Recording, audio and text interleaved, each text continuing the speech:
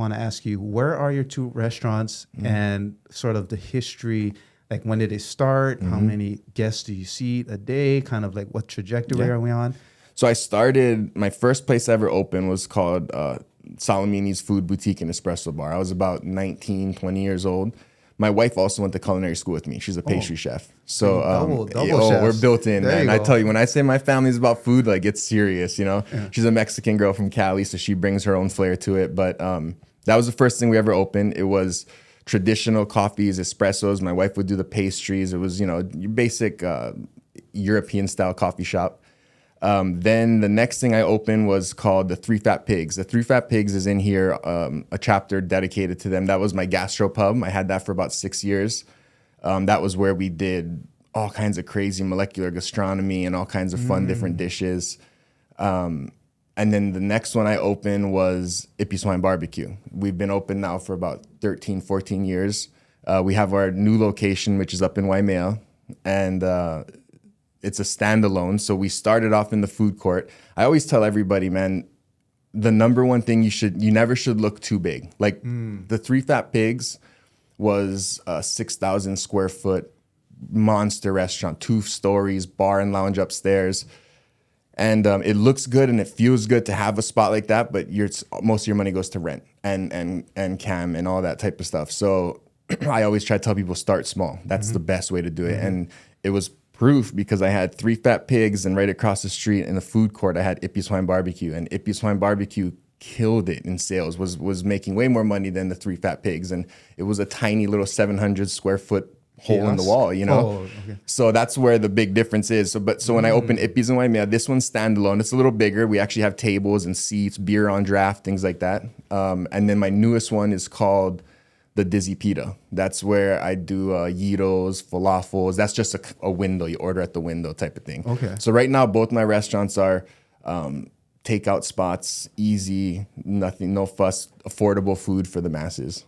Is there now that, what, I think I counted 4 or 5 restaurants? Yeah, it's now there's only 2 open. But yeah, altogether, 1, 2, 3, 4. Yeah. So as a chef who's opened 4 restaurants and currently with 2, your number one advice is start small. Start small. Correct? Yeah, start small. I mean, your rent and your overhead is what's going to kill you. That's really important. What about the selection of staff?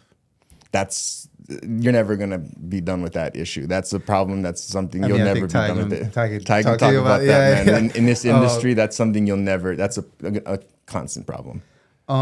Where is the signature in a dish? You don't own tomatoes, onions, whatever. You know what I mean? Like everyone has access to all these ingredients. So where is the IP, if you will? Yeah, there's no in a dish. Recipes can't be copyrighted. I mean, they're not. That's why so many like Coke and all these guys. That's why it's so secretive. You know, these recipes. So they can't. The first time I ever learned this, actually, I remember the specific day. I was in culinary school.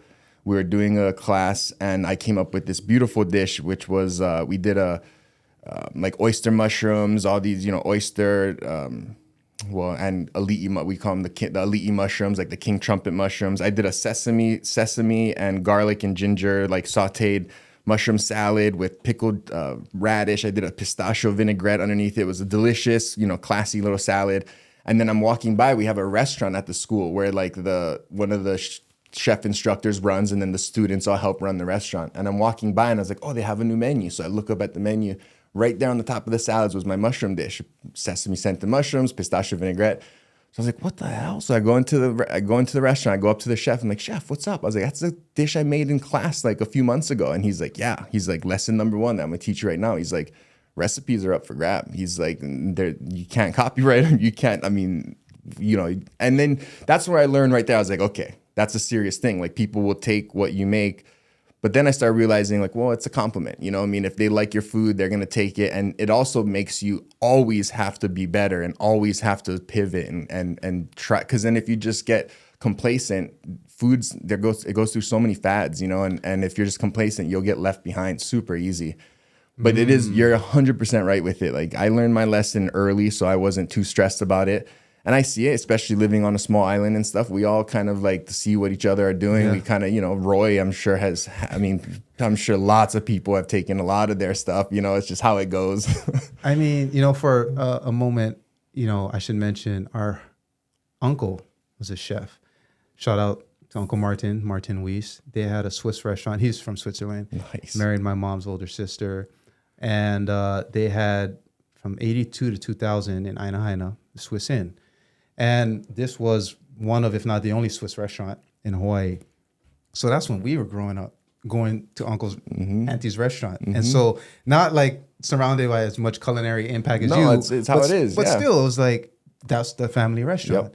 And so we kind of grew up in that. Every cousin, auntie, uncle at some point probably works there a little bit, serves tables. All has to help. Service was a huge thing that instilled on us, right? Serving others.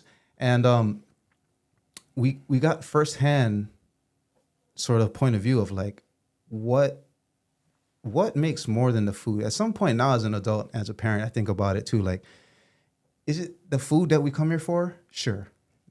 But is that even half of the equation while we come here? No. Like it skews more towards like less than half is the food. But like more of it is who we're going there with, what's the occasion, experience, who's going to be there, that experience. A lot of times it's sharing it, like, hey, come with me to this restaurant, right? Like that kind of energy to repeat customers, everybody by first name, which you could say is that too is irreplaceable. Irreplaceable. But that's the nourishing part too. Yeah. And I think that's what chefs try to do is nourish both the body and the soul. So, y'all doing God's work, man. Yeah. And what's experiences? We're creating experiences for people. When you're at home and you just eat a dish, you're having dinner or anything like that. That's home, that's good and everything. But when you go out to go get food or you're going somewhere, you're going for an experience. Even if it's just a plate lunch place, going out and, the main thing that chefs have to understand is that food creates memory-inducing.